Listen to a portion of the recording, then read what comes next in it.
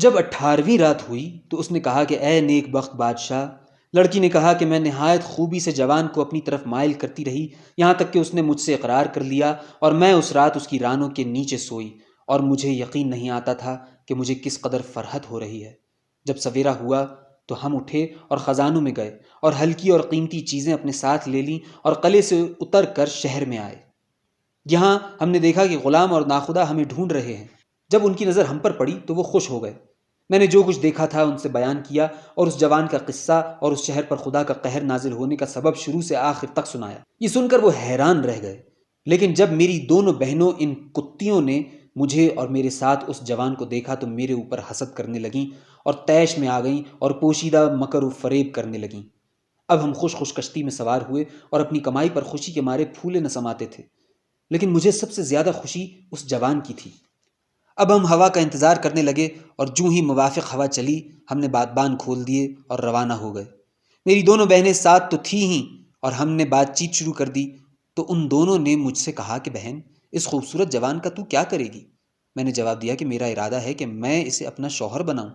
پھر میں نے اس جوان کی طرف مخاطب ہو کر کہا کہ اے میرے آقا، میں تجھ سے کچھ کہنا چاہتی ہوں بشرطے کہ تو مخالفت نہ کرے، اور وہ یہ ہے کہ جب ہم اپنے وطن بغداد میں پہنچیں تو میں حرم کے رسم کے موافق اپنے آپ کو تیری غلامی میں پیش کروں اور تو میرا شوہر اور میں تیری بیوی ہو جاؤں۔ اس نے کہا کہ بصر الچشم۔ میں نے اپنی بہنوں کی طرف مخاطب ہو کر کہا کہ میرے لیے یہ جوان کافی ہے، اور جس نے جو جو چیزیں حاصل کی ہیں وہ ان کی ملکیت رہیں۔ انہوں نے کہا کہ جو کچھ تو نے کیا ٹھیک ہے، لیکن ان کے دل میں میری طرف پوشیدہ کھوٹ رہی۔ ہوا موافق تھی اور ہماری کشتی چلتی رہی یہاں تک کہ ہم مخدوش سمندر سے نکل کر امن و امان میں پہنچے اور کچھ دنوں کے بعد بصرے کے قریب آئے اور اس کی شہر پناہ چمکتی ہوئی دکھائی دی۔ جب رات ہوئی اور ہم سو گئے تو میری بہنیں اٹھیں اور مجھے بستر سمیت لے کر سمندر میں پھینک دیا۔ یہی حرکت انہوں نے جوان کے ساتھ کی، اور چونکہ اس کو اچھی طرح تیرنا نہ آتا تھا وہ ڈوب گیا اور خدا نے اسے شہادت کا درجہ عطا کیا۔ کاش کہ میں بھی اس کے ساتھ ڈوب گئی ہوتی، لیکن خدا نے میری تقدیر میں سلامتی لکھی تھی اور میں بچ گئی۔ جب میں سمندر میں پڑی ہوئی تھی تو خدا نے میرے لیے ایک لکڑی کا تختہ بھیج دیا اور میں اس پر چڑھ گئی، اور لہروں نے مار کر مجھے ایک جزیرے کے کنارے پھینک دیا۔ باقی رات میں نے جزیرے پر ادھر ادھر چلتے گزاری۔ جب سویرا ہوا تو میں نے دیکھا کہ جزیرے کے پاس سے انسان کے قدم کے برابر چوڑا راستہ خشکی کو جاتا ہے۔ چونکہ سورج نکل چکا تھا میں نے اپنے کپڑے دھوپ میں سکھائے اور جزیرے کے کچھ پھل کھائے اور پانی پیا اور چل کھڑی ہوئی۔ جب میں چلتے چلتے خشکی کے قریب پہنچی اور مجھ میں اور شہر میں 2 پہر کی راہ باقی رہی تو کیا دیکھتی ہوں کہ کھجور کے درخت کے اتنا موٹا ایک سانپ میری طرف تیز تیز بھاگتا چلا آتا ہے، اور میں نے دیکھا کہ وہ دہنے بائیں گھومتا چلا آ رہا ہے یہاں تک کہ وہ میرے قریب پہنچ گیا، اور میں نے دیکھا کہ اس کی زبان بالشت بھر لٹکی ہوئی ہے اور وہ مٹی اڑاتا چلا آ رہا ہے، اور اس کے پیچھے پیچھے ایک اژدہا لگا ہوا تھا جو اس پر حملہ آور تھا، اور وہ لمبا اور پتلا تھا اور لمبائی میں نیزے کے برابر تھا۔ اسی اژدہے سے وہ سانپ بھاگ رہا تھا اور دہنے بائیں پھرتا چاہتا تھا، کیونکہ اژدہے نے اس کی دم پکڑ لی تھی اور اس کی آنکھوں سے آنسو جاری تھے اور دوڑنے کی وجہ سے اس کی زبان لٹک پڑی تھی۔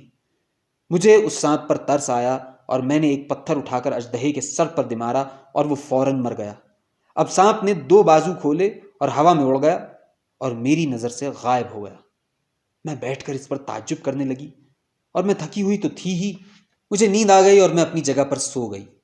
جب میں 1 پہر کے بعد اٹھی تو میں نے دیکھا کہ میرے پاؤں کے پاس ایک لڑکی بیٹھی ہوئی ہے اور اس کے ساتھ 2 کتیاں ہیں اور وہ میرے پاؤں داب رہی ہے۔